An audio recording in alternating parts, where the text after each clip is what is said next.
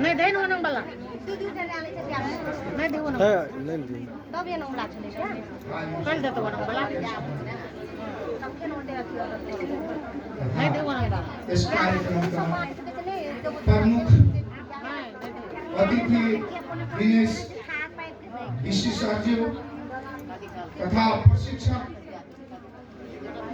विजय सुब्बा सरज्यू लगायत यस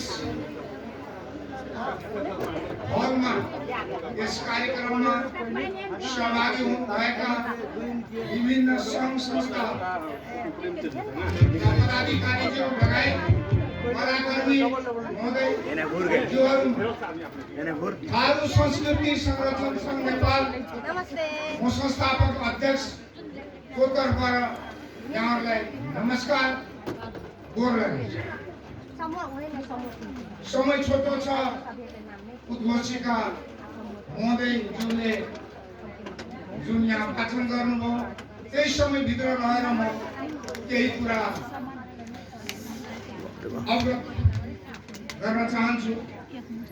धन्यवाद छ आयोजक समितिलाई जुन यो अभिनयको साथ दिने तालिमको आयोजना गर्नुभएको छ गरेको छ र यसमा परशुराम सरज्यूले मलाई पनि र थारू संस्कृति संरक्षण संघ नेपाल नामका संस्थाका पदाधिकारी र कलाकारहरूलाई हदभन्दा बेसी माया सम्मान र सहयोग गर्दै आउनु भएकोमा उहाँलाई मेरो तर्फबाट र यो संस्थाको तर्फबाट बहुत बहुत धन्यवाद ज्ञापन गर्दछु। अन्तिममा सिकिरहनुपर्छ, ज्ञान आर्जन गरिरहनुपर्छ। जुन अघि परशुराम सरज्यूले जुन केही कुरा राख्नुभयो हाँस्नु पर्ने ठाउँमा तपाईको अलि रुन्छ अनुहार हुन्छ, रुन्छ ठाउँमा अलि हँसिलो अनुहार हुन्छ। प्रदर्शनी चाहे तपाईको सुहाउँदो भएन भने त्यो चलचित्र होस् चाहे कुनै भिडियो होस् कुनै चिज त्यति प्रभावकारी हुँदैन। त्यसैले गर्दा क्षमताको विकास हामीले गर्नुपर्दछ। म पनि थारू संस्कृति लाइनको विद्यार्थी भएको हुनाले यहाँहरू समक्ष म 10 औँला जोडेर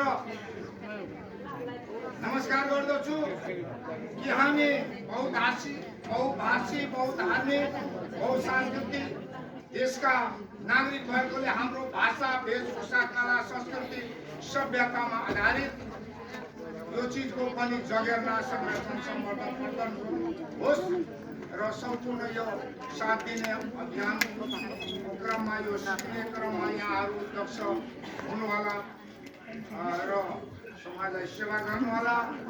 यो चलचित्र मार्फत अब यति भन्दै यहाँहरू समक्षबाट म बिदा हुन्छु र दिनेश सरलाई अन्तिममा एकचोटि उहाँको नामबाट म परिचय छैन मलाई थाहा थियो तर उहाँहरूसँग संजोगवश आज एउटा भेट हुने म पनि बोकेको मान्छे हो। यहाँहरू सहयोग, बौद्धिक सहयोग, विचारको सहयोग, लिङ्कको सहयोग र यो संस्कृति लाइनमा धेरै कुराको आवश्यकता पर्ने भएको हुँदा यहाँहरूलाई म विद्यार्थीको हिसाबले यहाँहरू गुरुको हिसाबले हाम्रो पनि यो अभियानलाई कसरी लोकप्रियताको शिखरमा पहुँचाउन सकिन्छ, जनताको बिचमा हाम्रो भाषा, वेशभूषा, कला, संस्कृति, सभ्यताको संरक्षण गर्नुपर्छ। यो बारेमा सल्लाह सुझाव दिँदै हामीलाई पनि आशीर्वाद दिँदै सहयोग दिँदै आउँदो दिनमा हामीलाई सहयोग गर्नुहोला। यति आशा राख्दै यहाँहरूबाट बिदा हुन्छु। धन्यवाद। धन्यवाद हाम्रो सरलाई। यस पछाडि